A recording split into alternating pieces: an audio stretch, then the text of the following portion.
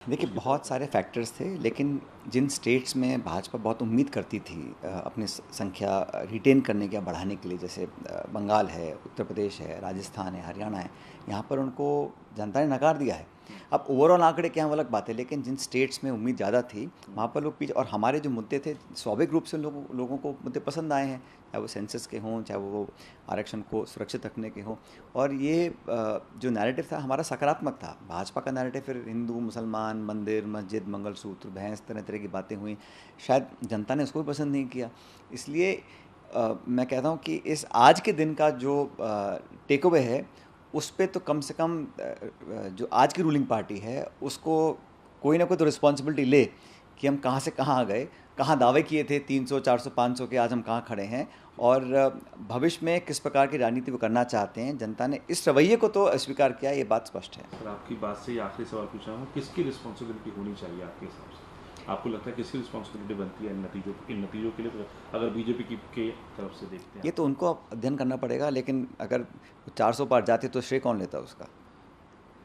जो श्रेय लेने के उतारू थे उनको आज एक्सेप्ट करना चाहिए कि पब्लिक ने हमारे को वो मैंडेट नहीं दिया जो हम उम्मीद करते थे। सदन पे खड़े होकर 370 का क्लेम किया था, 400 का क्लेम किया था, विपक्ष को साफ करने का क्लेम किया था कि विपक्ष और कांग्रेस सदन की जगह वहाँ विजिटर गैलरी में बैठेंगे, पार्लियामेंट में। ये बातें कही गई थी, ऑन रिकॉर्ड कही गई थी।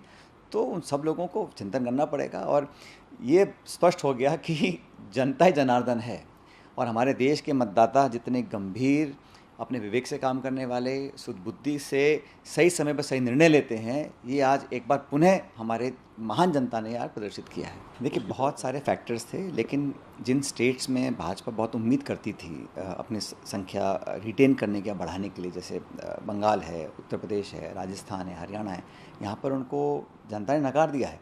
अब ओवरऑल आंकड़े क्या हैं वो अलग बात है, लेकिन जिन स्टेट्स में उम्मीद ज़्यादा थी वहाँ पर लोग पीछे, और हमारे जो मुद्दे थे स्वाभाविक रूप से लोगों को मुद्दे पसंद आए हैं, चाहे वो सेंसस के हों, चाहे वो आरक्षण को सुरक्षित रखने के हों।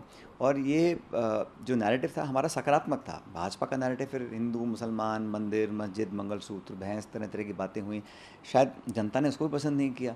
इसलिए मैं कहता हूँ कि इस आज के दिन का जो टेक अवे है, उस पे तो कम से कम जो आज की रूलिंग पार्टी है उसको कोई ना कोई तो रिस्पॉन्सिबिलिटी ले कि हम कहाँ से कहाँ आ गए, कहाँ दावे किए थे 300, 400, 500 के, आज हम कहाँ खड़े हैं, और भविष्य में किस प्रकार की राजनीति वो करना चाहते हैं। जनता ने इस रवैये को तो अस्वीकार किया, ये बात स्पष्ट है। सर, आपकी बात से ही आखिरी सवाल पूछ रहा हूँ, किसकी रिस्पॉन्सिबिलिटी होनी चाहिए आपके हिसाब से?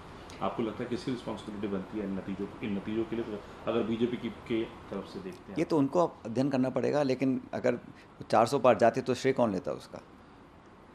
जो श्रेय लेने के उतारू थे उनको आज एक्सेप्ट करना चाहिए कि पब्लिक ने हमारे को वो मैंडेट नहीं दिया जो हम उम्मीद करते थे। सदन पे खड़े होकर 370 का क्लेम किया था, 400 का क्लेम किया था, विपक्ष को साफ करने का क्लेम किया था कि विपक्ष और कांग्रेस सदन की जगह वहाँ विजिटर गैलरी में बैठेंगे, पार्लियामेंट में। ये बातें कही गई थी, ऑन रिकॉर्ड कही गई थी।